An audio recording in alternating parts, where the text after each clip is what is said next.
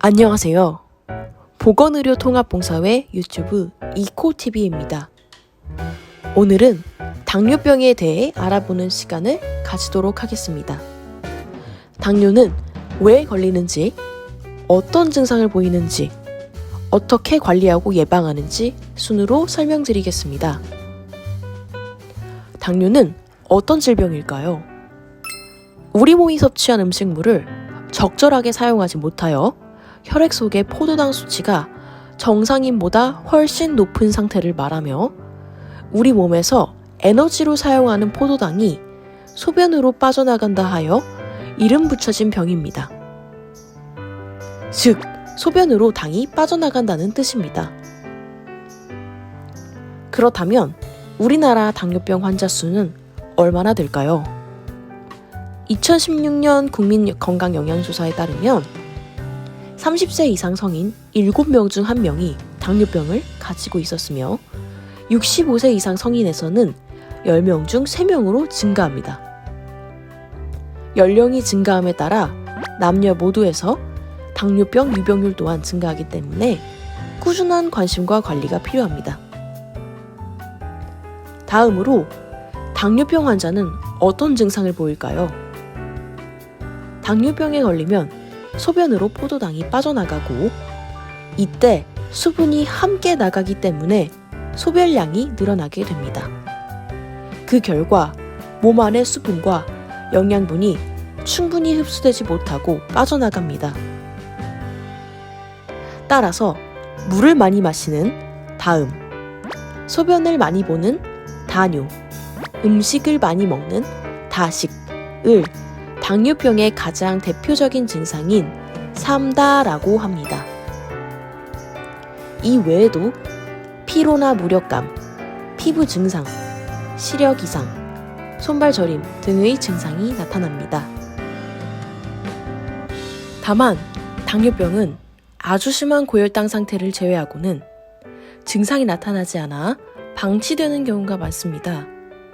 이러한 경우 실명, 혈액 투석, 발저림, 감염, 심혈관 질환 등의 만성적인 합병증을 유발하여 삶의 질을 저하시키고 사망률을 증가시키므로 초기 진단 및 예방이 중요합니다.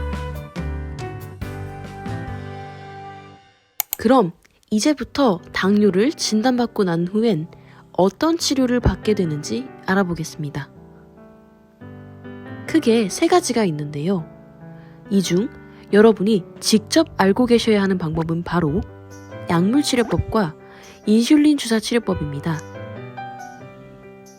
첫째로 경구약물입니다.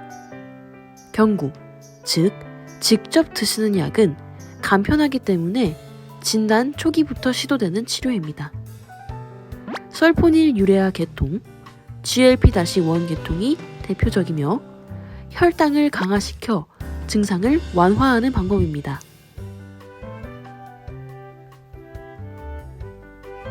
두 번째는 부족하거나 제대로 작용하지 못하는 인슐린을 외부에서 투여해주는 주사요법입니다. 냉장 보관한 인슐린을 하루에 일정 횟수, 용량을 피하 주사로 주로 신경, 혈관이 적고 흡수율이 높고 일정한 복부에 투여합니다. 통원 치료 또는 추후 관리 시 자가주사로 이루어지는 경우가 많아 반드시 알고 계셔야 합니다. 이제는 여러분의 주변에 도사리고 있는 위험, 당뇨병과 거리두기를 해야 하지 않을까요? 당뇨병 예방과 관리의 첫 번째 핵심은 바로 식습관입니다. 올바른 식습관의 중요성에 대해 많이 접해보셨을 텐데요. 그렇다면 어떻게 실천해야 할까요? 식사는 규칙적으로, 적당히, 간격은 멀리입니다. 세끼 식사를 기준으로 4-5시간 간격이 적당합니다. 혹시 중간에 허기가 지신다면 간식을 드시되 조금씩 2-3회 나눠서 드시면 됩니다.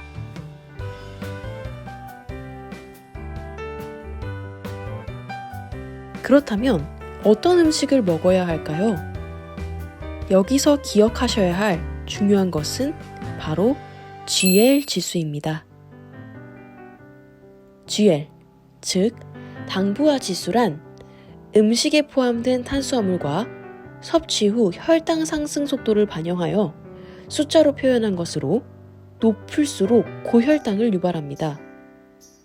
쌀가루, 밀가루, 설탕 대신 과일, 통곡물, 콩류, 유제품처럼 낮은 지수를 가진 재료로 채소, 생선과 함께 건강하고 균형 잡힌 식사를 합니다. 두 번째 핵심은 바로 생활 습관입니다. 건강한 생활의 필수 조건, 바로 운동입니다. 주 2-3회 30분 이상 규칙적으로 가벼운 산보부터 시작하며 활동량을 늘려보시는 건 어떨까요? 시원하게 운동하신 뒤 7시간 이상의 숙면까지 함께 하시면 더욱 좋습니다.